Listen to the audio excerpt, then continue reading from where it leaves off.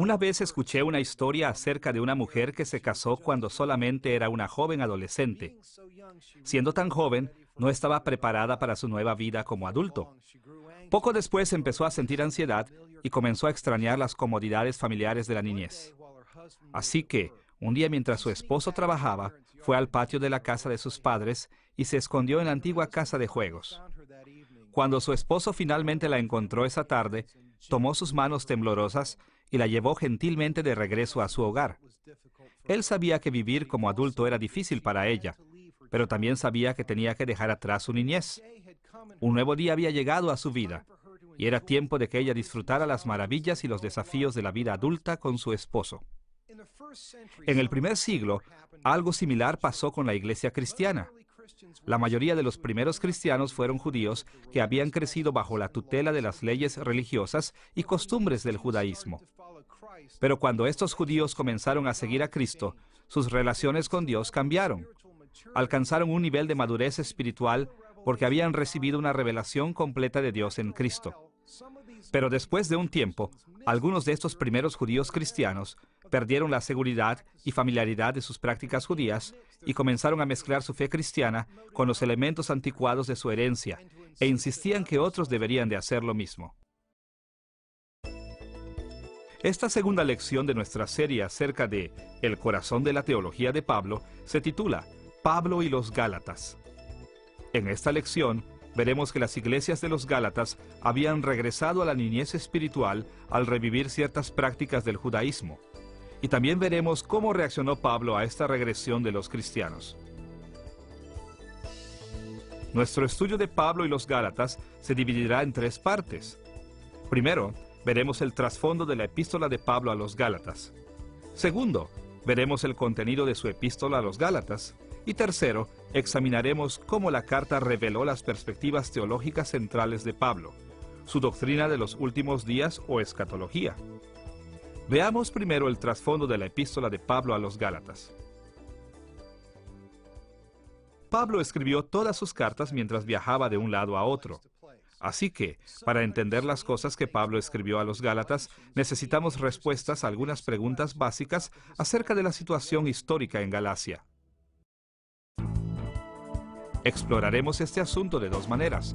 Primero, revisaremos el contacto de Pablo con los Gálatas durante su primer viaje misionero. Y segundo, veremos algunos problemas específicos que motivaron a Pablo a escribirles. Veamos primero el trasfondo del primer viaje misionero de Pablo.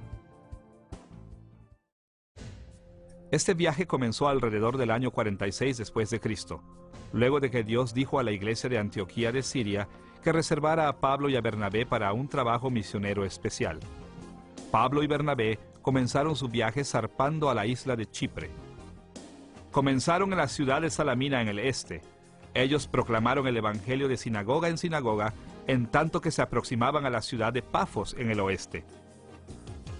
De Chipre, Pablo y Bernabé zarparon para Perge, y después se movieron tierra adentro a Antioquía, en la región de Pisidia, que en aquel tiempo era parte de la provincia romana de Galacia.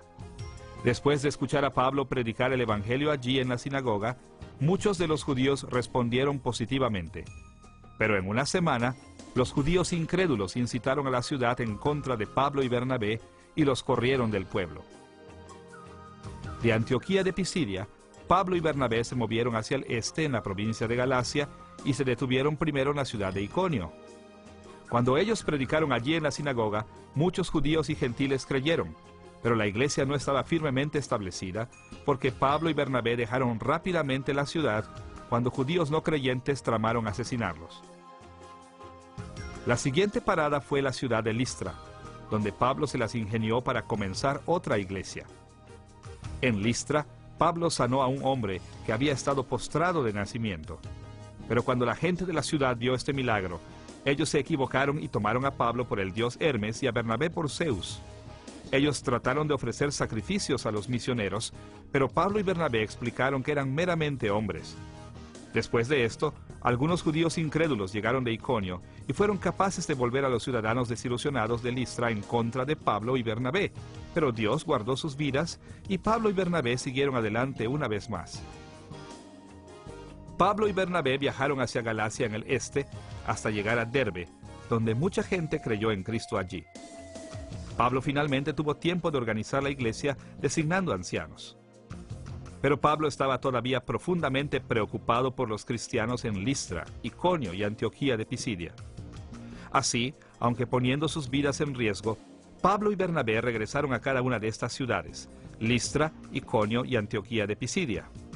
Ellos fortalecieron las iglesias recientes y explicaron que los tipos de sufrimientos que los creyentes habían visto en Pablo y Bernabé eran el tipo de tribulaciones que todos los cristianos deberían de esperar soportar en tanto extendían el reino de Dios.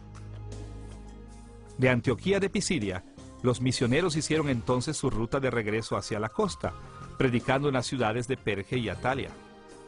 Y de Atalia navegaron para Antioquía de Siria. Varias veces en su carta a los Gálatas, Pablo se refiere al tiempo que ya había pasado con ellos. Así que sabemos que escribió esta epístola algún tiempo después de su primer viaje misionero. Ahora, es importante notar que la epístola a los Gálatas no menciona la bien conocida reunión de los apóstoles en Jerusalén, registrada en Hechos capítulo 15, que probablemente tuvo lugar después.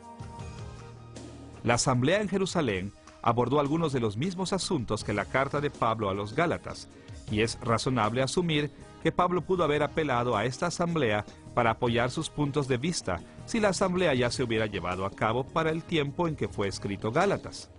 Así que parece que él escribió Gálatas en el año 48 después de Cristo, alrededor de un año después de haber dejado Galacia, pero antes de que se llevara a cabo el concilio de Jerusalén. Ahora que hemos visto cómo el libro de Gálatas se relaciona con el primer viaje misionero de Pablo, debemos de ver los problemas específicos en Galacia que preocupaban a Pablo. ¿Cuáles eran las condiciones de las iglesias de Galacia? ¿Qué había pasado en esas iglesias que obligó a Pablo a escribirles? Exploraremos dos asuntos: la entrada de los gentiles a las iglesias y la aparición de falsos maestros. Veamos primero la manera en que los cristianos gentiles se congregaron en las iglesias de los Gálatas. Una de las cosas más grandiosas que hizo Dios a través del primer viaje misionero de Pablo fue traer muchos gentiles a Cristo. Para sorpresa de Pablo, la mayoría de los judíos en Galacia rechazaron el Evangelio. Cuando Pablo enfrentó oposición abierta, él se dio cuenta de que Dios quería que él se enfocara en alcanzar a los gentiles. Veamos las palabras de Pablo a los judíos en Antioquía de Pisidia, registradas en Hechos capítulo 13, versículos 46 al 47. A vosotros, a la verdad, era necesario que se os hablase primero la palabra de Dios. Mas puesto que la desecháis, y no os juzgáis dignos de la vida eterna, he aquí nos volvemos a los gentiles. Porque así nos ha mandado el Señor diciendo: Te he puesto para luz de los gentiles, a fin de que seas para salvación hasta lo último de la tierra. Este pasaje revela un cambio sobresaliente en el ministerio de Pablo.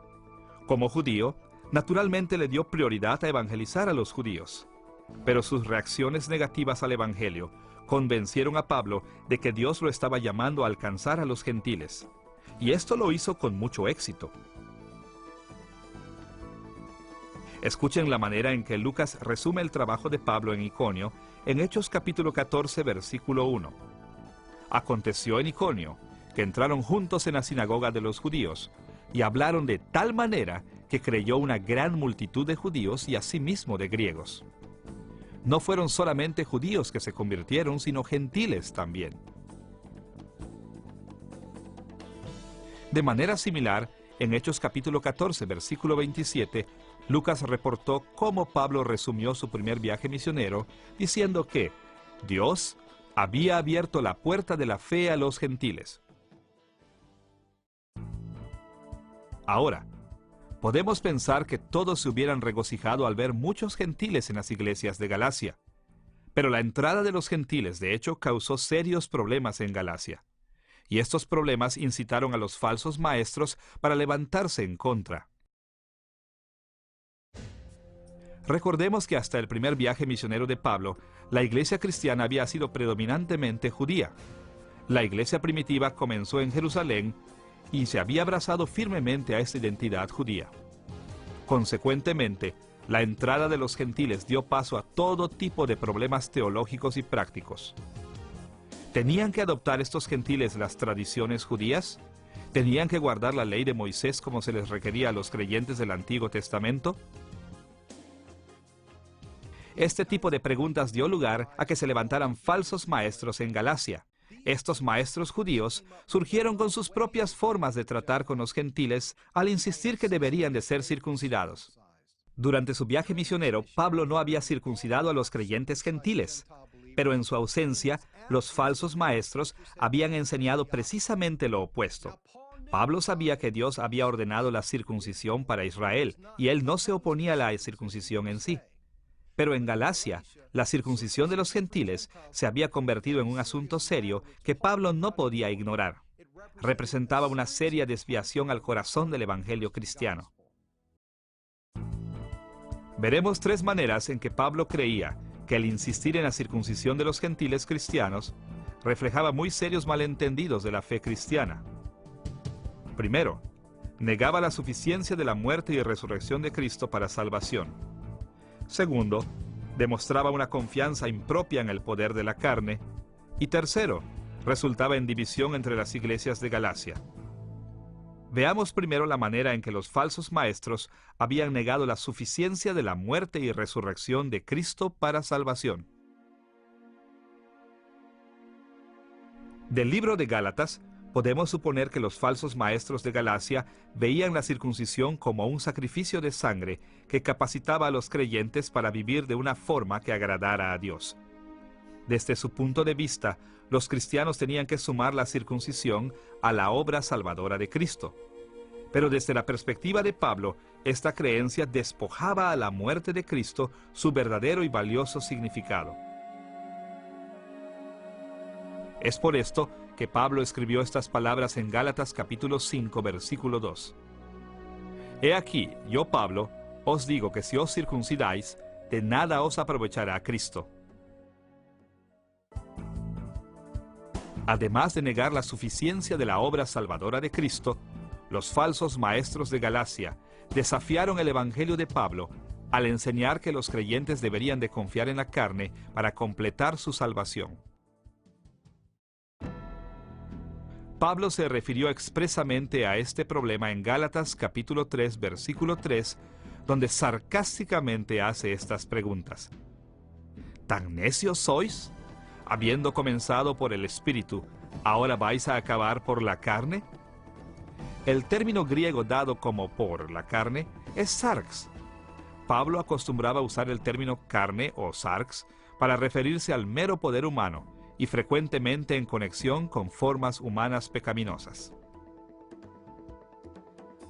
Cuando Pablo ministró en Galacia, su predicación había sido acompañada por exposiciones dramáticas del poder del Espíritu Santo. Era irrefutable que los gálatas habían comenzado sus vidas cristianas en el poder del Espíritu Santo. Pero ahora, al volverse a la circuncisión, habían comenzado a depender en sus propias habilidades humanas para vivir de manera que agradaran a Dios. Irónicamente, esta confianza en las habilidades humanas de hecho los condenaba a la impotencia y al fracaso. Además de negar el valor de la obra de Cristo y la importancia del Espíritu Santo, Pablo también estaba profundamente preocupado porque los falsos maestros habían creado divisiones en la iglesia. Como Pablo lo puso en Gálatas capítulo 6, versículos 15 al 16. Porque en Cristo Jesús ni la circuncisión vale nada, ni la incircuncisión, sino una nueva creación. Y a todos los que anden conforme a esta regla, paz y misericordia sea a ellos y al Israel de Dios. En Cristo, las divisiones entre judíos y gentiles habían sido eliminadas. La desunión en las iglesias de Galacia preocupaba profundamente a Pablo. Las riñas y divisiones entre el pueblo de Dios eran absolutamente contrarias a lo que Cristo había hecho e iban en contra del ideal hacia el que la iglesia se esforzaba por alcanzar. Pero los falsos maestros siguieron la enseñanza del Antiguo Testamento de que la circuncisión era necesaria para una completa inclusión al pueblo de Dios. Para muchos en la iglesia, especialmente cristianos judíos, era natural pensar que cualquiera que rechazara la circuncisión era, en el mejor de los casos, de segunda clase. No es de extrañarse entonces que se desarrollaran divisiones entre aquellos cristianos que eran circuncidados y aquellos que no lo eran. Así vemos que los falsos maestros habían traído varios problemas muy serios a las iglesias de Galacia. Y habiendo escuchado lo que estos falsos maestros estaban haciendo, Pablo no podía permanecer en silencio. Los Gálatas eran sus hijos espirituales, sus seres queridos. Él escribió su epístola para rescatar tanto a los creyentes judíos, los gentiles, de los puntos de vista destructivos de estos falsos maestros.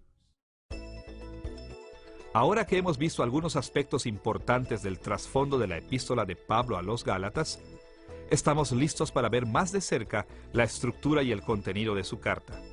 ¿Qué escribió Pablo a las iglesias de Galacia? ¿Cómo respondió a sus problemas? Exploraremos brevemente el libro de Gálatas, resumiendo cada una de sus secciones principales. La epístola a los Gálatas se divide en 6 secciones principales. Primero, una salutación en el capítulo 1, versículos 1 al 5. Segundo, una introducción a los problemas en Galacia en el capítulo 1, versículos 6 al 10. Tercero, varios registros históricos en el capítulo 1, versículo 11 al capítulo 2, versículo 21. Cuarto, una serie de pruebas para la doctrina de la justificación por la fe en el capítulo 3, versículo 1 al capítulo 4, versículo 31. Quinto, algunas exhortaciones prácticas en el capítulo 5, versículo 1 al capítulo 6, versículo 10. Y por último, una nota final en el capítulo 6, versículos 11 al 18. La salutación de Gálatas es breve y bastante directa. Introduce al apóstol Pablo como el autor e identifica a las iglesias de Galacia como los receptores. La nota final es también breve, cerrando la carta con algunas observaciones finales y bendiciones personales de Pablo para las iglesias. También enfatiza algunos de los pensamientos más importantes en su carta. En la segunda sección, capítulo 1, versículos 6 al 10, al que hemos llamado la introducción al problema, Pablo ataca inmediatamente el problema de la falsa enseñanza en Galacia. Él expresó asombro y advirtió a sus lectores cuán peligroso era seguir a los falsos maestros. Muy claramente, Pablo insistió que rechazar sus enseñanzas era aceptar un falso evangelio. Escuchemos la seria maldición que puso a los falsos maestros en el capítulo 1, versículo 8. Mas si aún nosotros, o un ángel del cielo, os anunciare otro evangelio diferente del que os hemos anunciado, sea anatema. Seguir las enseñanzas de los falsos maestros era rechazar el evangelio verdadero de Cristo. Era rechazar la salvación misma. Esta sección de la carta hace claro que los problemas en Galacia no eran insignificantes. Los destinos eternos de los Gálatas estaban en juego.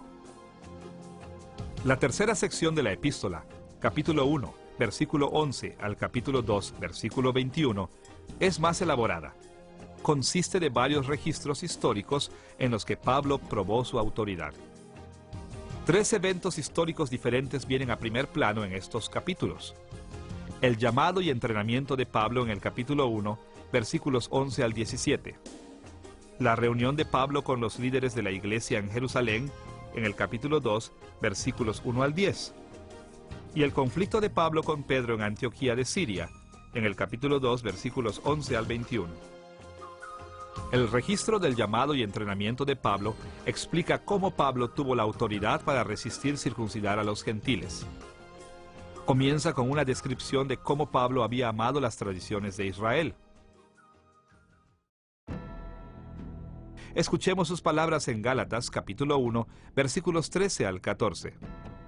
Porque ya habéis oído acerca de mi conducta en otro tiempo en el judaísmo, y en el judaísmo aventajaba a muchos de mis contemporáneos en mi nación, siendo mucho más celoso de las tradiciones de mis padres. Pero Pablo también explicó cómo su actitud había cambiado. A pesar de su celo por las tradiciones judías, cuando él estaba de viaje por Galacia, Pablo no había requerido que los gentiles se circuncidaran. ¿Cómo pudo haber hecho esto cuando había estado tan comprometido a las tradiciones de Israel? Escucha el testimonio de Pablo en Gálatas capítulo 1, versículos 15 al 18. Pero cuando agradó a Dios, revelar a su Hijo en mí, para que yo le predicase entre los gentiles, no consulté enseguida con carne y sangre, sino que fui a Arabia y volví de nuevo a Damasco. Después, pasados 3 años, subí a Jerusalén. Pablo había pasado 3 años en Arabia, aprendiendo el Evangelio y doctrinas cristianas directamente de Jesús. Su rechazo a requerir que los gentiles se circuncidaran no resultó de un razonamiento natural o preferencia personal. Jesús, el Señor mismo, había enseñado a Pablo sus nuevos puntos de vista. En pocas palabras, no estar de acuerdo con Pablo acerca de este asunto era estar en desacuerdo con Cristo mismo. El segundo registro histórico en esta sección de Gálatas se encuentra en el capítulo 2, versículos 1 al 10, y reporta la reunión de Pablo con los líderes de la iglesia en Jerusalén. Puesto simplemente, 14 años después de una reunión en privado que tuvo anteriormente con Pedro, Pablo se reunió con los líderes de la iglesia en Jerusalén, y en esta reunión ellos confirmaron su acercamiento para traer el Evangelio a los gentiles. Escuchemos lo que Pablo registró en Gálatas capítulo 2, versículos 1 al 9. Subí otra vez a Jerusalén, según una revelación. Expuse en privado a los que tenían cierta reputación el evangelio que predico entre los gentiles. Como vieron que me había sido encomendado el evangelio de la incircuncisión, Jacobo, Cefas y Juan nos dieron a mí y a Bernabé la diestra en señal de compañerismo para que nosotros fuésemos a los gentiles. Pablo relató esta historia a los Gálatas para que ellos pudieran ver que su trabajo entre los gentiles no contradecía la enseñanza autoritativa de los líderes de la iglesia en Jerusalén. De hecho, los otros apóstoles estuvieron de acuerdo que Dios le había dado a Pablo un papel específico en la predicación del evangelio al mundo gentil. Así que Pablo tenía todo el derecho de abordar la pregunta de la circuncisión de los gentiles como lo hizo. El tercer registro histórico de Pablo se encuentra en el capítulo 2, versículos 11 al 21. Describe un conflicto con Pedro en Antioquía de Siria. En una ocasión anterior, Pedro se había asociado libremente con los creyentes incircuncisos. Sin embargo, en otra ocasión posterior, Pedro comenzó a temer por su reputación entre algunos creyentes judíos estrictos de Jerusalén. Así que se separó de los creyentes gentiles incircuncisos. A pesar de lo que Pedro creía de corazón, sus acciones se ajustaron con la falsa creencia de que los creyentes gentiles incircuncisos eran inferiores a los creyentes judíos. Cuando Pablo se dio cuenta de esto, él confrontó a Pedro y le recordó el evangelio que tanto Pedro como él habían creído. Gálatas capítulo 2, versículos 15 y 16, reporta las palabras de Pablo a Pedro en aquella ocasión. Nosotros, judíos de nacimiento, y no pecadores de entre los gentiles, sabiendo que el hombre no es justificado por las obras de la ley, sino por la fe de Jesucristo, nosotros también hemos creído en Jesucristo, para ser justificados por la fe de Cristo, y no por las obras de la ley, por cuanto por las obras de la ley nadie será justificado. Pablo escribió acerca de su conflicto con Pedro, para probar que aún Pedro se había sometido a su corrección autoritativa en este asunto. Si la autoridad de Pablo había sido suficiente para corregir aún al preeminente apóstol Pedro, ciertamente era suficiente para corregir a los falsos maestros en Galacia. En estos 3 registros de llamado y entrenamiento, reunión con las autoridades de Jerusalén y confrontamiento a Pedro, Pablo construyó un fuerte caso en contra de los falsos maestros en Galacia y defendió su evangelio. Después de dar esos registros históricos, Pablo se dirigió hacia la cuarta sección de su epístola en el capítulo 3, versículo 1 al capítulo 4, versículo 31. Allí ofreció más argumentos teológicos directos para su doctrina de justificación por fe. Este material se divide en 4 partes, alternando entre las experiencias de los Gálatas y el registro bíblico de la vida de Abraham. Primero, Pablo apela a las experiencias anteriores de los Gálatas. Segundo, se dirige a los registros del Antiguo Testamento de la fe salvadora de Abraham. Tercero, Pablo apeló a la experiencia común de los creyentes gálatas. Y cuarto, él tomó en cuenta la historia de las esposas y los hijos de Abraham. Veamos brevemente el capítulo 3, versículos 1 al 5, donde Pablo se enfocó en la experiencia anterior de los gálatas con respecto a la fe cristiana. Él escribió estas palabras en el capítulo 3, versículos 2 al 5. Esto solo quiero saber de vosotros. ¿Recibisteis el Espíritu por las obras de la ley o por el oír con fe? Habiendo comenzado por el Espíritu, ¿ahora vais a acabar por la carne? Aquel pues que os suministra el Espíritu y hace maravillas entre vosotros, ¿lo hace por las obras de la ley o por el oír con fe? En una serie de preguntas retóricas, Pablo se refirió a su primer viaje misionero. Como nos dice Hechos capítulos 13 y 14, los gálatas habían recibido muchas bendiciones increíbles del Espíritu Santo cuando Pablo había estado con ellos anteriormente. Tanto ellos como él sabían que estas bendiciones del Espíritu no vinieron porque guardaban la ley de Dios. Dios les había dado libremente estos regalos simplemente porque habían creído en el Evangelio. De esta experiencia, los gálatas debieron haber sabido que no debían pensar que las bendiciones de Dios podrían ser obtenidas por obediencia a la ley. Después de tocar su experiencia cristiana anterior, Pablo se refirió al ejemplo de la fe salvadora de Abraham. Él argumentó en el capítulo 3, versículo 6, al capítulo 4, versículo 11, que Dios había bendecido a Abraham debido a la fe, no debido a la obediencia de Abraham a la ley de Dios. Abraham no había ganado la bendición de la salvación por medio de esfuerzos humanos carnales. El argumento de Pablo en esta sección es más bien complejo, pero lo podemos resumir en 4 pasos. Primero, Pablo señaló que Abraham fue justificado al tener fe en la promesa de Dios de que tendría un hijo. En el capítulo 3, versículos 6 y 7, Pablo se refiere a Génesis capítulo 15, versículo 6, de esta manera. Así Abraham creyó a Dios y le fue contado por justicia. Sabed, por tanto, que los que son de fe, estos son hijos de Abraham. From Paul's point of view, Desde el punto de vista de Pablo, Génesis capítulo 15, versículo 6, aclaró que Abraham fue justificado por su fe en la palabra de Dios y no tomando como base la circuncisión que tomó lugar años después. Sobre esta base, Pablo concluyó que los verdaderos hijos de Abraham fueron aquellos que siguieron su ejemplo de confiar en las promesas de Dios para salvación. La salvación era una bendición que vino por fe y no por la circuncisión.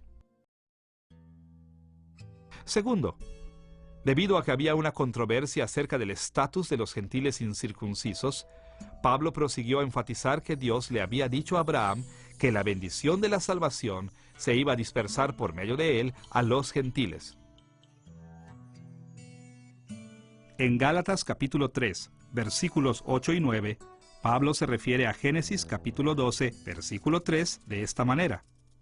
Y la Escritura, previendo que Dios había de justificar por la fe a los gentiles, dio de antemano la buena nueva a Abraham, diciendo, en ti serán benditas todas las naciones, de modo que los de la fe son bendecidos con el creyente Abraham.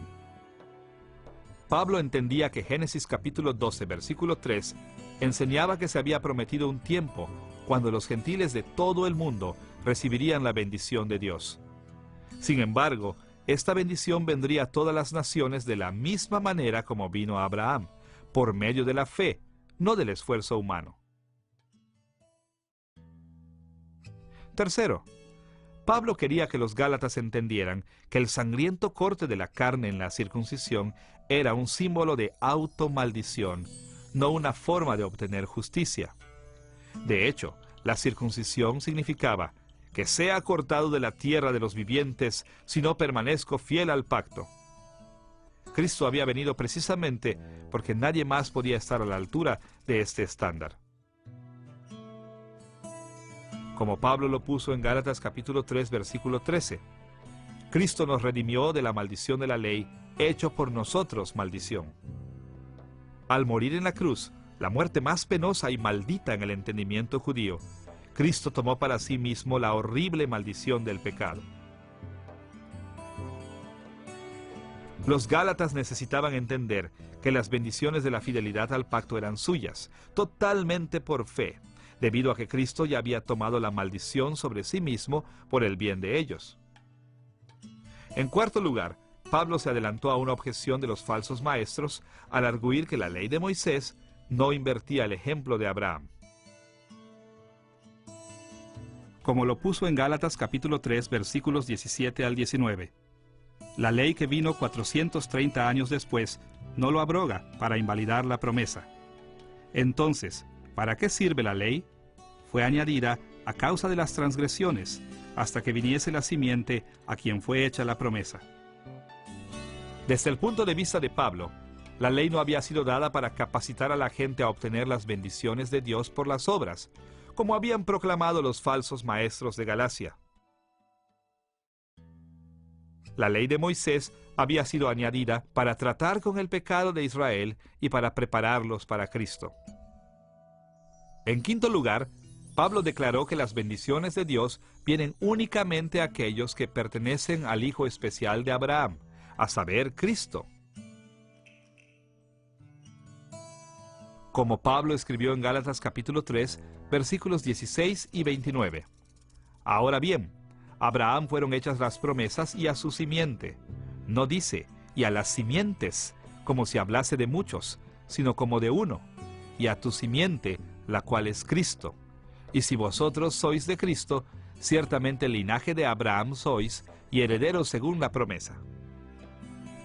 En tanto que Pablo leía el registro de Génesis, notó que en el capítulo 22, versículo 18, la palabra hebrea, serah, traducida aquí como simiente, era singular, no plural.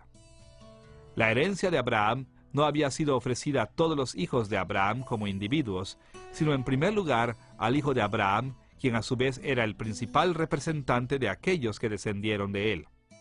Y a la luz de la revelación de Cristo, Pablo sabía que Cristo era el gran descendiente de Abraham, quien era el representante final del pueblo de Dios a través del tiempo. Cristo es la gran simiente que hereda todas las promesas dadas a Abraham, y los individuos participan en esta herencia solamente al pertenecer a él.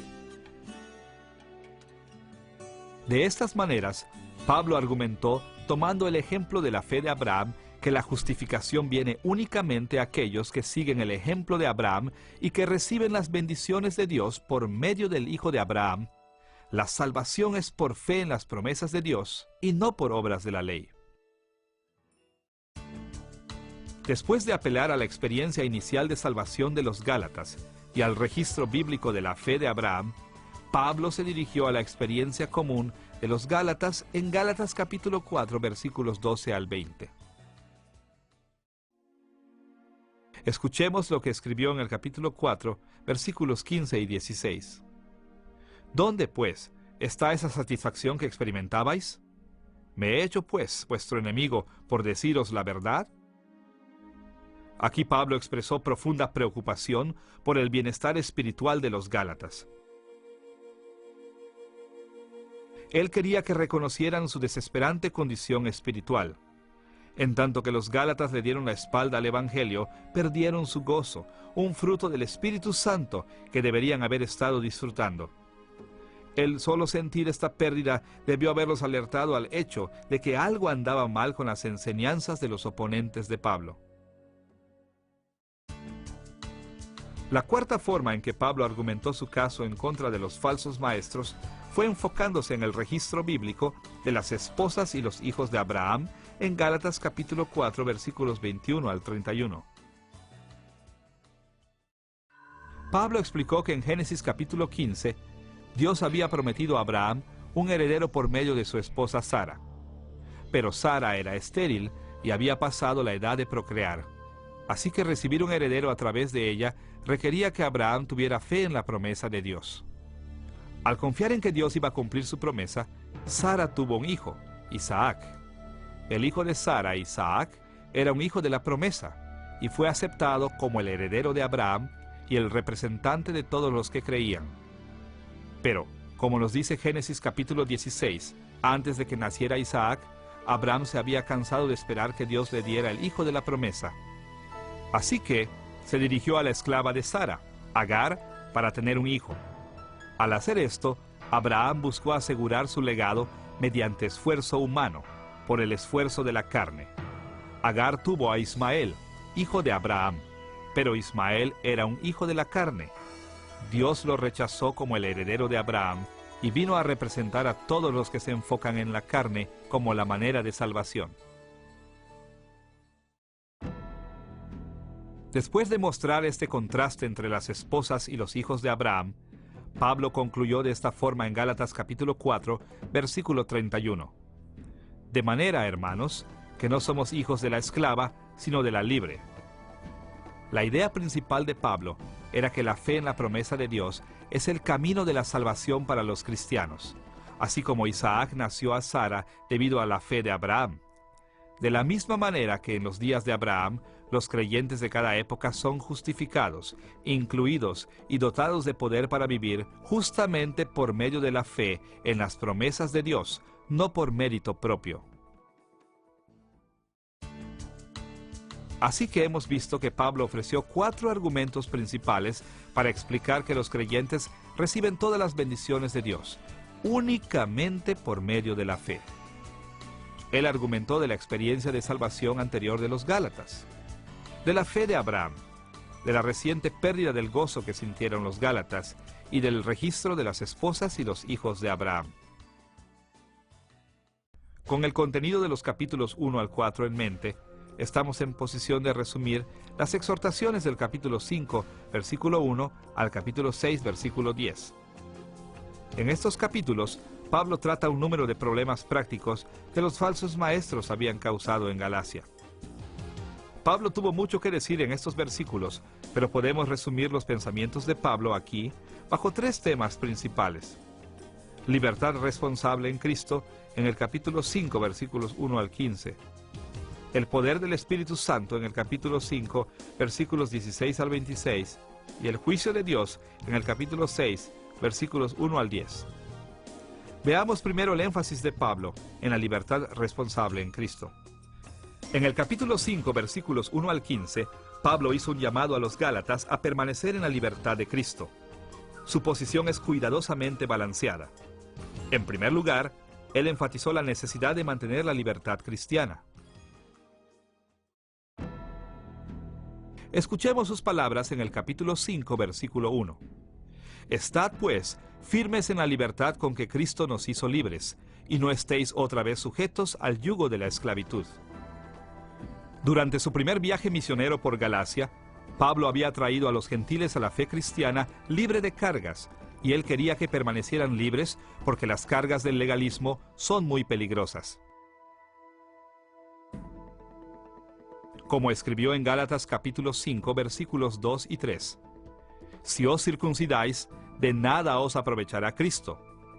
Y otra vez testifico a todo hombre que se circuncida, que está obligado a guardar toda la ley. Los falsos maestros en Galacia habían introducido un sistema legalista de justicia. Les habían enseñado a los cristianos a confiar en su obediencia a la ley más que en Cristo. Pero al hacer eso, de hecho obligaron a estos cristianos gentiles a un estándar que era imposible de cumplir: obediencia a toda la ley. Su elección era entre la libertad en Cristo y la esclavitud a la ley. Una dirigía hacia la salvación, la otra al juicio. Con todo esto, en segundo lugar, Pablo balanceó su defensa de libertad cristiana con una afirmación de responsabilidad moral cristiana. Él advirtió a los Gálatas que no usaran su libertad cristiana de las tradiciones judías como una licencia para despreciar la ley moral de Dios. En el capítulo 5, versículo 13, él escribió: Porque vosotros, hermanos, a libertad fuisteis llamados, solamente que no uséis la libertad como ocasión para la carne, sino servíos por amor los unos a los otros. Cristo había liberado a los cristianos de Galacia de la esclavitud a la ley, como medio de justificación y poder para vivir justamente, pero todavía demandaba que siguieran los mandatos de Dios. Pablo no quería que los gálatas pensaran que su libertad de la circuncisión incluía libertad de violar el carácter santo de Dios, que era el fundamento básico de la ley. Habiendo establecido su orientación bilateral hacia la importancia de la libertad en Cristo y una vida justa, Pablo se refirió a la importancia del poder del Espíritu Santo en Gálatas capítulo 5, versículo 16 al capítulo 6, versículo 10. ¿Cómo podían los gálatas ser llenos de poder para resistir el pecado, sino por el legalismo y el esfuerzo humano? En pocas palabras, Pablo contestó que cada creyente debe de confiar en el Espíritu Santo para dirigirlo y llenarlo de poder más que en la carne. Escuchemos la manera en que él lo puso en el capítulo 5, versículos 16 y 25. Así que les digo, vivan por el Espíritu, y no seguirán los deseos de la naturaleza pecaminosa. Si el Espíritu nos da vida, andemos guiados por el Espíritu. Desde el punto de vista de Pablo, la única manera de vivir una vida santa en Cristo era dependiendo y siguiendo al Espíritu de Dios. Siempre es importante recordar que Pablo nunca puso al Espíritu Santo sobre o en contra de las Escrituras. Para Pablo, vivir por el Espíritu no podía divorciarse de la revelación escrita. El Espíritu de Dios siempre dirigió al pueblo de Dios para vivir de acuerdo a la palabra escrita de Dios, como ya había sido revelada en el Antiguo Testamento y como estaba siendo revelada progresivamente en las cartas de Pablo y en otros escritos que llegarían a formar el Nuevo Testamento. Pero vivir por el Espíritu no era solamente conformarse a las enseñanzas de los textos escritos. También involucraba una dependencia consciente en el poder del Espíritu para cumplir lo que Dios había mandado. Los cristianos no tienen nada que temer de Dios si confían en que el Espíritu producirá el fruto de justicia en sus vidas. En tercer lugar, Pablo resumió estos asuntos prácticos al hablar del juicio de Dios. Escuchemos sus serias advertencias en el capítulo 6, versículos 7 al 9. No os engañéis, Dios no puede ser burlado, pues todo lo que el hombre sembrare, eso también segará. Porque el que siembra para su carne, de la carne segará corrupción. Mas el que siembra para el Espíritu, del Espíritu segará vida eterna. No nos cansemos pues de hacer bien, porque a su tiempo segaremos si no desmayamos. Pablo estaba profundamente preocupado con el destino final de los Gálatas. Él sabía que los verdaderos creyentes en Cristo nunca pueden perder su salvación. Pero también sabía que no todos los que profesan fe realmente tienen fe salvadora. Así, él advirtió a las iglesias de los Gálatas que no olvidaran el juicio venidero de Dios. Él esperaba que esta advertencia los animara a confiar en Cristo y en el Espíritu Santo para salvación, más que en sus esfuerzos humanos. Desde este breve panorama de la epístola a los Gálatas de Pablo, podemos ver que Pablo refutaba a los falsos maestros en Galacia de diferentes maneras. Él comprometió a los Gálatas con apelaciones personales profundas y los animó a creer el verdadero evangelio y vivir de acuerdo a ese evangelio que él les había predicado en años anteriores. Pablo exhortó a los Gálatas a rechazar a los falsos maestros y a abrazar otra vez el evangelio de la justificación por fe aparte de las obras. Hasta aquí, hemos explorado el trasfondo de la carta de Pablo a los Gálatas y el contenido básico de su epístola. Ahora estamos en posición de ver nuestro tercer tópico: cómo refleja el libro de Gálatas las perspectivas teológicas centrales de Pablo. Recordarán de nuestra primera lección en esta serie que tenemos que distinguir entre las enseñanzas específicas en las cartas de Pablo y su sistema teológico fundamental.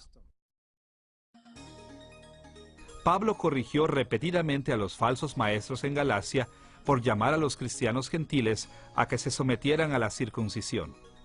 Y él pasó un buen tiempo discutiendo la circuncisión y la justificación por la fe. Las declaraciones directas de Pablo acerca de la circuncisión y la salvación eran de hecho expresiones de las convicciones teológicas más básicas. Su enseñanza en el libro de Gálatas era una aplicación de su punto de vista escatológico central.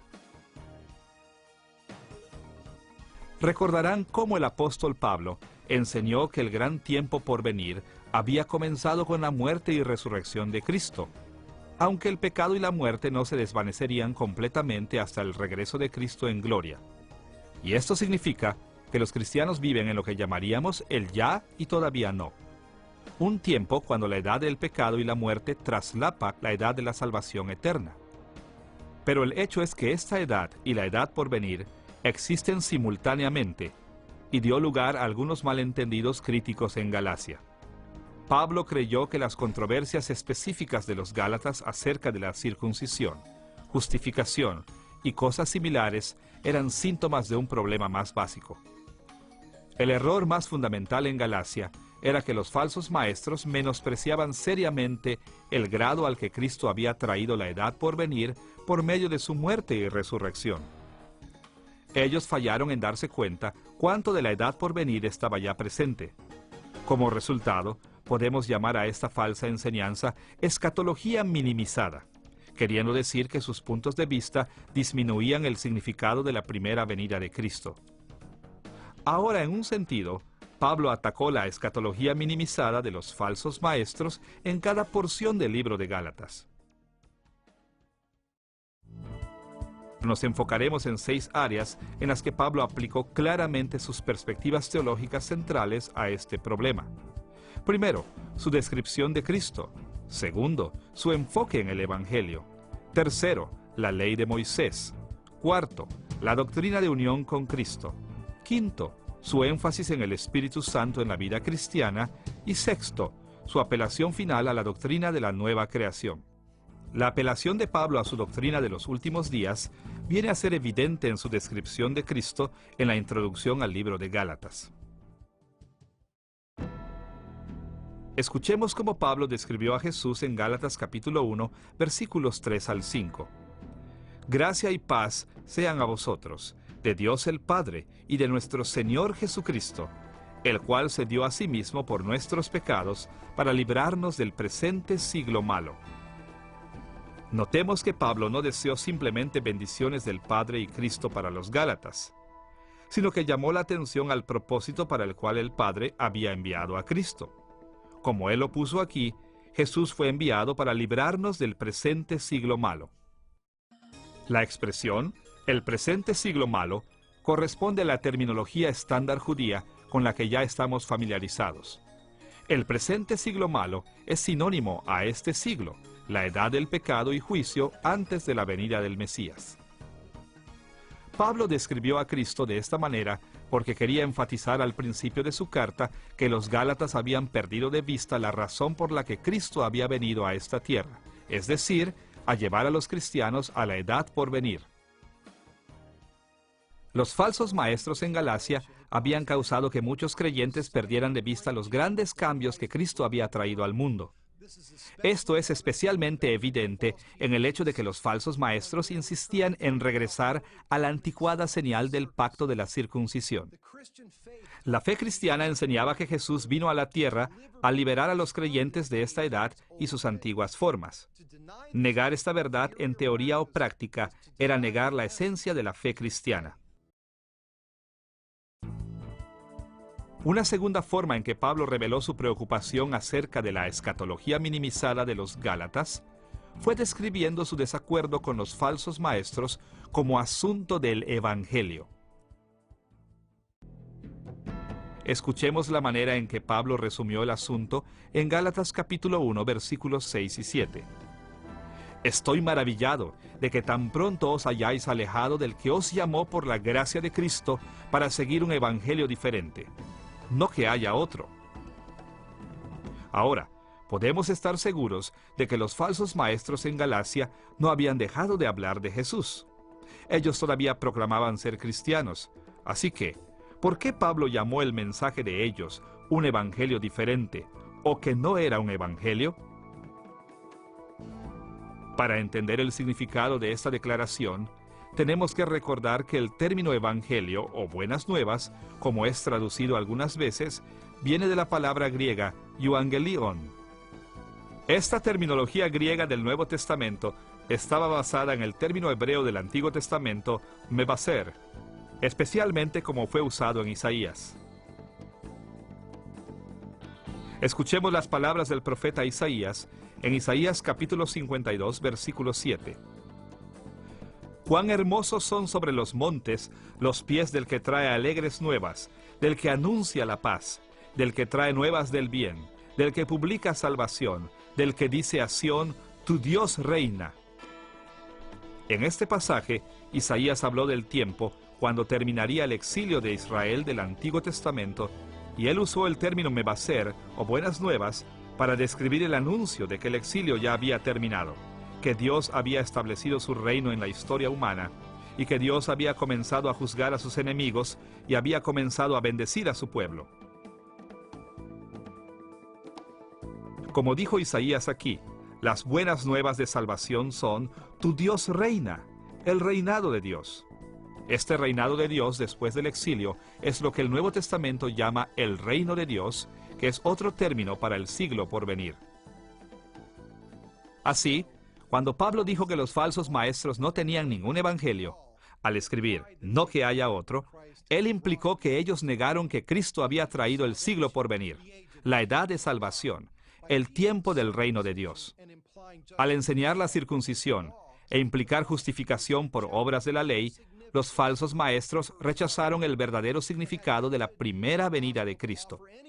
Ellos no tenían buenas nuevas o evangelio para ofrecer a alguien porque no creían que Cristo había traído el reino de Dios o el siglo por venir de una manera significativa.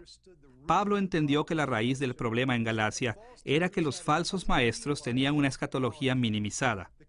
El evangelio cristiano es el anuncio de que el Cristo verdaderamente trajo el reino de Dios a la tierra. Él ha introducido el siglo por venir. Una tercera manera en que la escatología de Pablo influyó en su carta a los Gálatas fue su valoración de la ley mosaica. Pablo tocó este asunto de la ley varias veces en su carta, pero en el capítulo 3 trató claramente con su propósito en relación con este tiempo y el siglo por venir. Ahora, ya hemos visto que recibir las bendiciones de Dios por fe no era una nueva doctrina que Pablo había traído al evangelismo gentil. La fe siempre había sido la manera de salvación a través de toda la Escritura. Pero el énfasis de Pablo en la fe despertó una pregunta muy seria. Si las bendiciones de Dios para los judíos y los gentiles habían venido siempre por medio de la fe únicamente, entonces, ¿cuál era el propósito de la ley de Moisés? ¿Por qué había dado Dios la ley mosaica a Israel? Pablo contestó estas preguntas en el capítulo 3, versículo 19. Entonces, ¿para qué sirve la ley? Fue añadida a causa de las transgresiones, hasta que viniese la simiente a quien fue hecha la promesa. Nota cómo Pablo lo puso. La ley fue dada a causa de las transgresiones y hasta que viniese la simiente. A primera vista, puede parecer que Pablo simplemente puso a un lado la relevancia moral de la ley de Moisés, consignándola a un tiempo antes de la venida de Cristo. Varios pasajes en Gálatas muestran que esto no era así. En Gálatas capítulo 5, versículo 14, Pablo apeló al Antiguo Testamento en Levítico capítulo 19, versículo 18, para explicar por qué los creyentes deberían de buscar el amor. Porque toda la ley en esta sola palabra se cumple: amarás a tu prójimo como a ti mismo. Una apelación similar a la ley aparece en Gálatas capítulo 5, versículos 22 y 23, como lo puso allí. Mas el fruto del Espíritu es amor, gozo, paz, paciencia, benignidad, bondad, fe, mansedumbre, templanza. Contra tales cosas no hay ley. Pero, Si Pablo no estaba enseñando a los cristianos a deshacerse de la ley de Moisés, entonces, ¿por qué escribió en Gálatas capítulo 3, versículo 19, que la ley fue dada a causa de las transgresiones y que tenía que ser efectiva hasta que viniese la simiente? Para contestar a esta pregunta, es conveniente recordar que el problema en Galacia era que los falsos maestros pensaron que la ley era aún mejor de lo que realmente era.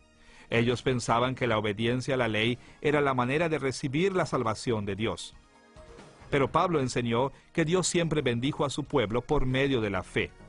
Es por eso que en el capítulo 3, versículo 19, dijo que la ley fue añadida a causa de las transgresiones. La ley no fue instituida para dar al pueblo de Dios la salvación o para dotarlos de poder para vivir justamente. Fue instituida para revelar su pecado.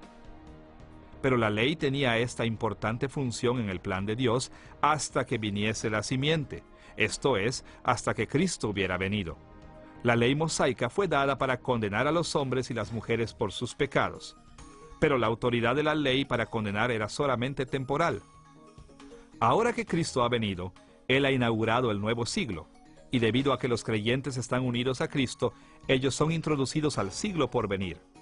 Y en el tiempo por venir, la autoridad de la ley para condenar ha sido abolida. Los verdaderos seguidores de Cristo son libres de la condenación de la ley. La cuarta manera en que los escritos de Pablo dependieron de su perspectiva central acerca de la escatología fue al enfocarse en la unión de los creyentes con Cristo. Los falsos maestros en Galacia animaron a los gálatas a pensar en su salvación en términos individuales. Su enfoque en la circuncisión y las estipulaciones de la ley de Moisés habían reducido la salvación a un intento individual de vivir justamente y ganar implícitamente la justificación al obedecer la ley. En efecto, los hombres, mujeres y niños eran dejados a presentarse ante Dios en base a su mérito personal. Pero Pablo insistió que ni la justificación ni la vida justa podían ganarse de esta forma. La justificación y la vida justa tenían que venir por medio de la unión con Cristo. En Gálatas capítulo 3, versículos 26 al 29, Pablo lo expone de esta manera: Pues todos sois hijos de Dios por la fe en Cristo Jesús. Porque todos los que habéis sido bautizados en Cristo, de Cristo estáis revestidos. Ya no hay judío ni griego, no hay esclavo ni libre, no hay varón ni mujer, porque todos vosotros sois uno en Cristo Jesús. Y si vosotros sois de Cristo, ciertamente el linaje de Abraham sois y herederos según la promesa. Los falsos maestros en Galacia, de hecho, enseñaron que algunos creyentes en la iglesia eran mejores que otros porque cada uno se presentaba ante Dios en base a su propio mérito. Pero estaban equivocados. La verdad es que estamos revestidos con Cristo. Estamos en Cristo Jesús. Debido a que estamos unidos a Cristo de esta manera, Dios mira a los cristianos como si estuviera mirando a Cristo mismo. Y porque Cristo es totalmente justo y santo, justificado y merecedor de todas las bendiciones de Abraham, Dios nos ve como justos y santos, justificados y merecedores de las bendiciones también. Una vez más, la perspectiva de Pablo surgió de su escatología. Pablo enseñó que la transición de esta edad de juicio a la venidera de bendiciones se lleva a cabo durante la vida, la muerte y la resurrección de Cristo. Por su propia obediencia a la ley, Cristo cumplió los requisitos de la ley para todos los creyentes. Por su muerte en lugar de los creyentes, llevando las maldiciones de la ley a favor de ellos, Cristo había cumplido los requisitos de la ley, que el pecado fuera castigado mediante la muerte. Por su resurrección a favor de los creyentes, Cristo y aquellos por quienes murió eran vindicados por el Padre como merecedores de la gloria. Como resultado, cuando los creyentes están unidos a Cristo por fe, Dios los ve como si ellos fueran Cristo mismo. Y en esa base los considera haber muerto a la maldición de la ley con Cristo y haber resucitado con Cristo a la nueva vida del siglo por venir. Seguir a los falsos maestros de Galacia era rechazar este papel central de Cristo como el heredero de la promesa a Abraham, era requerir a cada individuo el buscar la bendición de un vivir justo por su propio esfuerzo humano. Pablo vio a Cristo como la simiente de Abraham por medio de la cual venía cada aspecto de la salvación, haciendo bien claro que los creyentes reciben las bendiciones de Dios únicamente al estar unidos a Cristo. Una quinta manera en la que la escatología de Pablo dirigió sus escritos a los Gálatas fue en su discusión del papel del Espíritu Santo en la vida cristiana. De hecho, el papel del Espíritu Santo fue una de las ideas principales que Pablo tenía en mente en tanto escribía esta carta. El énfasis puede verse en la primera descripción de Pablo de las falsas enseñanzas en Galacia. Escuchemos lo que escribió en Gálatas capítulo 3, versículos 1 al 3. «Oh Gálatas insensatos, ¿quién os fascinó? ¿Tan necios sois? Habiendo comenzado por el Espíritu, ¿ahora vais a acabar por la carne?» Pablo estaba sorprendido de que los Gálatas que habían comenzado sus vidas cristianas confiando en el Espíritu Santo, de alguna manera habían sido engañados para confiar en sus propios esfuerzos humanos. Un lugar en el que Pablo pone gran atención al contraste entre la obra del Espíritu Santo y el esfuerzo humano fue en Gálatas capítulo 5, versículos 16 al 26. Allí, él desarrolló un fuerte contraste entre la carne y el espíritu. Pablo contrastó los hechos de la naturaleza pecaminosa o del esfuerzo humano con el fruto del espíritu. En Gálatas capítulo 5, versículos 19 al 21, él señaló que las obras de la carne incluyen adulterio, fornicación, inmundicia, lascivia, idolatría, hechicerías, enemistades, pleitos, celos, iras, contiendas, disensiones, herejías, envidias, homicidios, borracheras, orgías. Pero en Gálatas capítulo 5, versículos 22 y 23, él señaló que el fruto del Espíritu Santo es amor, gozo, paz, paciencia, benignidad, bondad, fe, mansedumbre y templanza. Los falsos maestros querían que la gente creyera que por medio de esfuerzos humanos podían someterse a la circuncisión y que podían tener el poder suficiente para vivir justamente. Pablo mostró aquí que la única cosa que el esfuerzo humano podía producir era el pecado. Joel capítulo 2, versículo 28, es una profecía que claramente expresa la esperanza de que durante el siglo por venir, Dios derramaría su Espíritu de maneras en que no lo había hecho en el Antiguo Testamento. Y después de esto, derramaré mi Espíritu sobre toda carne, y profetizarán vuestros hijos y vuestras hijas, vuestros ancianos soñarán sueños, y vuestros jóvenes verán visiones. El Espíritu Santo había estado presente con los creyentes aún antes de que Cristo viniera, y Él había dado poder a los creyentes para permanecer fieles a Dios. Pero desde entonces, su satisfacción y dones especiales estaban reservados, con algunas excepciones, para un número limitado de personas, tales como profetas, sacerdotes y reyes. En este sentido, la presencia del Espíritu Santo era menos dramática y dominante en el Antiguo Testamento. Pero Joel profetizó que en el siglo por venir, el Espíritu Santo sería derramado en todas las clases y grupos de creyentes. Y como vemos en Hechos capítulo 2, la profecía de Joel comenzó a cumplirse en el día del Pentecostés. En ese tiempo, Dios comenzó a derramar su Espíritu a todo su pueblo de una manera dramática, indicando que la esperanza del tiempo por venir se había hecho una realidad. Pero en Galacia, los falsos maestros habían instruido a los Gálatas a confiar en sus propios esfuerzos humanos para vivir justamente, indicando que ellos negaban los dones abundantes del Espíritu y su potencial en la era del Nuevo Testamento. Ellos fallaron en darse cuenta de la gran bendición del Espíritu Santo que Cristo había traído cuando inauguró el siglo por venir. En respuesta, Pablo recordó a los Gálatas que aquellos que pertenecían a Cristo ya poseían el Espíritu Santo en la totalidad de su poder. Cuando los seguidores de Cristo confían en el poder del Espíritu, Él se mueve en ellos para producir fruto de justicia. Un último lugar en el que podemos ver la profunda dependencia de Pablo en la doctrina de los últimos días es su apelación a la idea de la nueva creación. Esta doctrina aparece en la nota final de su epístola. como Pablo lo puso en Gálatas capítulo 6, versículos 15 al 16. Porque en Cristo Jesús ni la circuncisión vale nada, ni la incircuncisión, sino una nueva creación. Y a todos los que andan conforme a esta regla, paz y misericordia sea a ellos y al Israel de Dios. En muchos aspectos, estas palabras resumen todo el punto de vista presentado en el libro de Gálatas.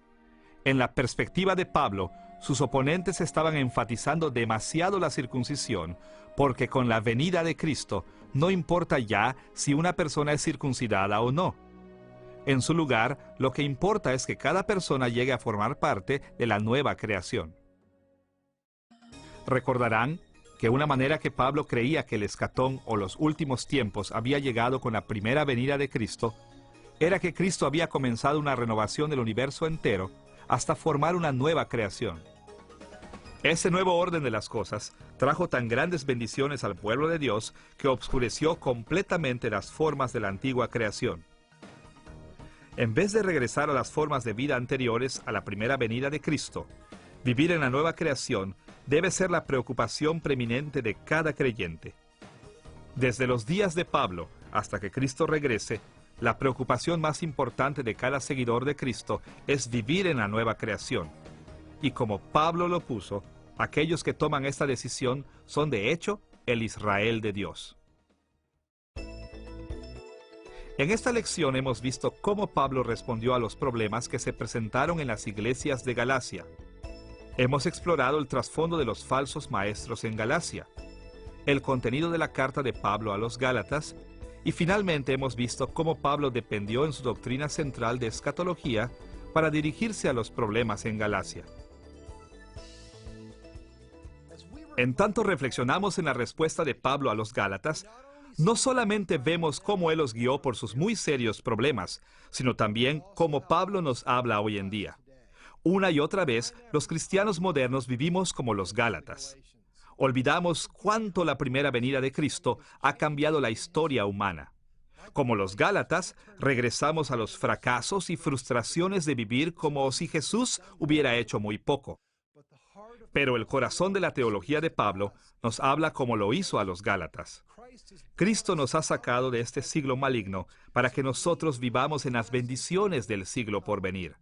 En tanto dirigimos nuestros corazones hacia las formas de la nueva creación que ha venido con Cristo, encontraremos que el Evangelio de Cristo son buenas nuevas en verdad. Cristo ha traído salvación al mundo y hemos sido dotados con el privilegio de vivir en esa salvación incluso hoy.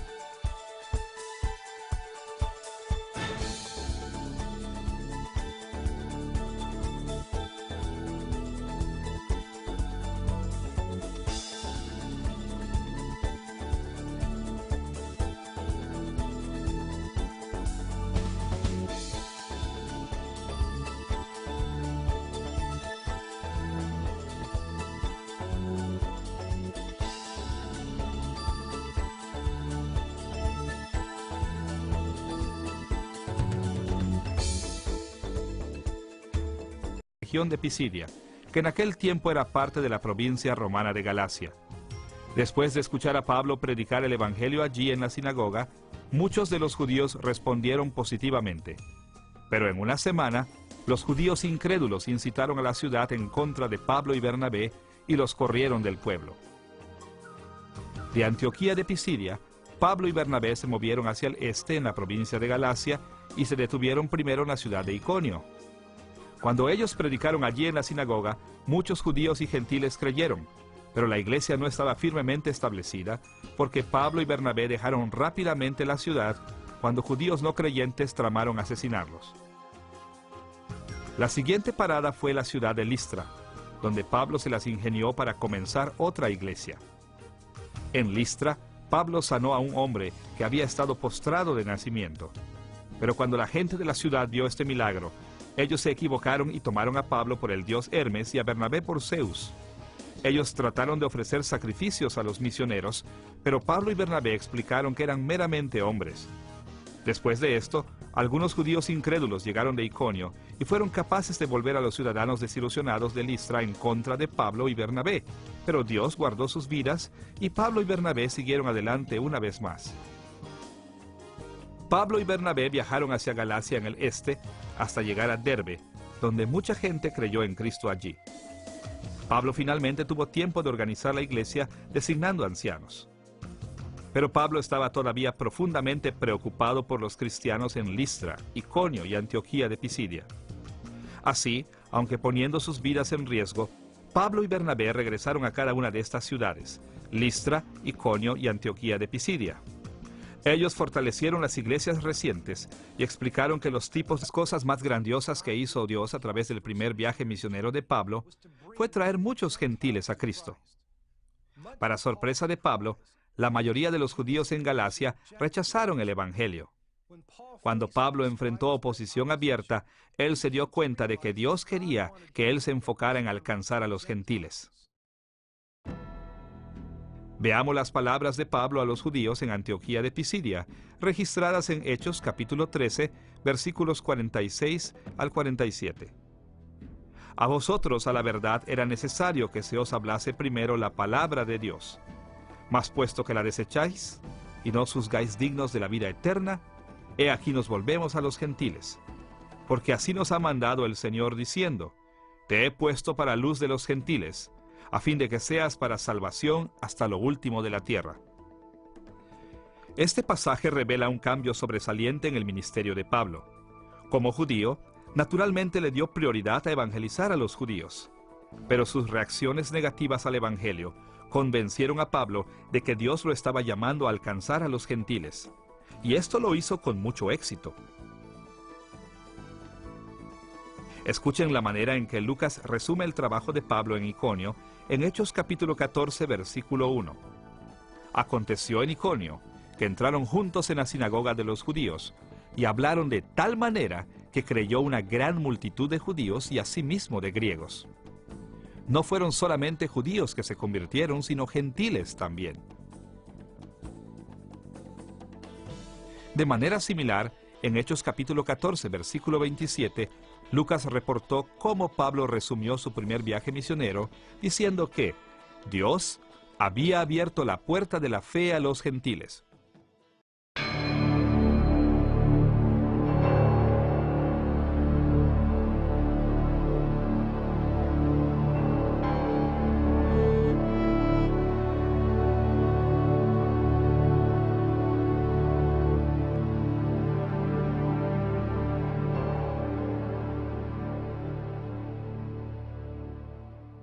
Una vez escuché una historia acerca de una mujer que se casó cuando solamente era una joven adolescente. Siendo tan joven, no estaba preparada para su nueva vida como adulto. Poco después empezó a sentir ansiedad y comenzó a extrañar las comodidades familiares de la niñez.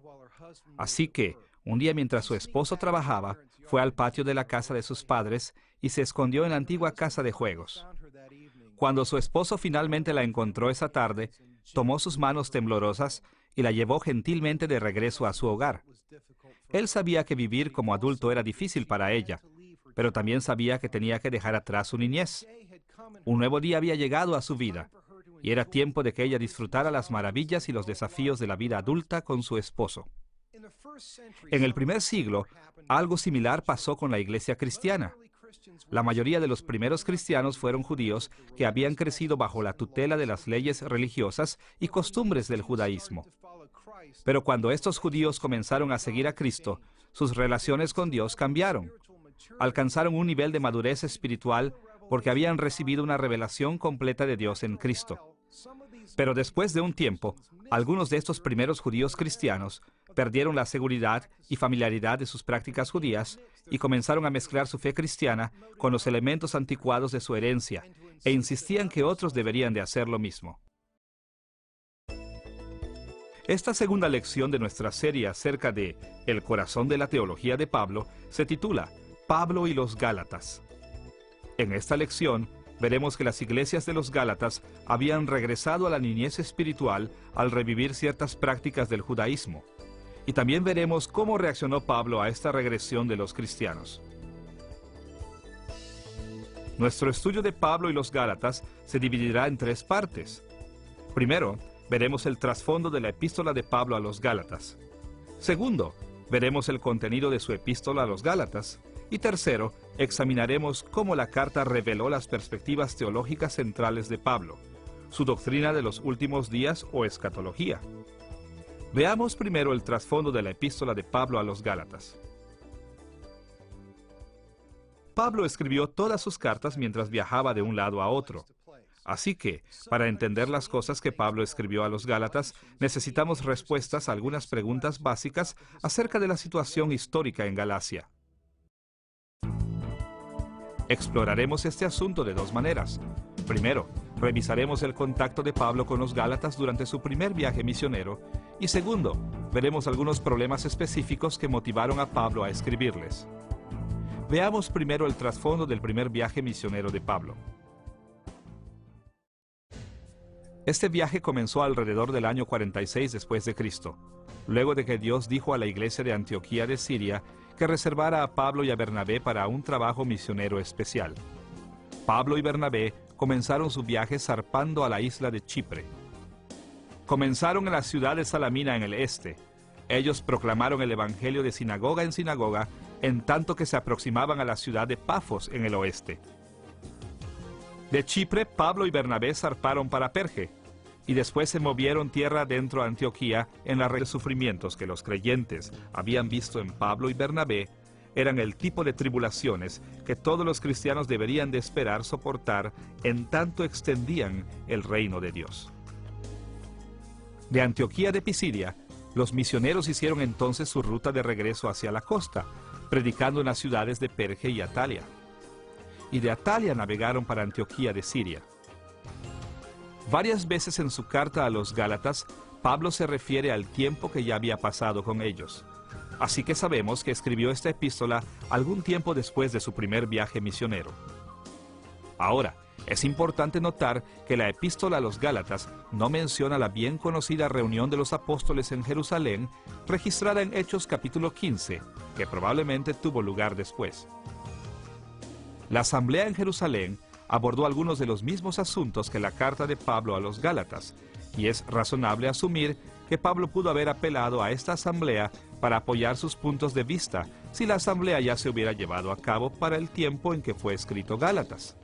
Así que parece que él escribió Gálatas en el año 48 después de Cristo, alrededor de un año después de haber dejado Galacia, pero antes de que se llevara a cabo el concilio de Jerusalén. Ahora que hemos visto cómo el libro de Gálatas se relaciona con el primer viaje misionero de Pablo, debemos de ver los problemas específicos en Galacia que preocupaban a Pablo. ¿Cuáles eran las condiciones de las iglesias de Galacia? ¿Qué había pasado en esas iglesias que obligó a Pablo a escribirles? Exploraremos dos asuntos: la entrada de los gentiles a las iglesias y la aparición de falsos maestros. Veamos primero la manera en que los cristianos gentiles se congregaron en las iglesias de los Gálatas. Una de las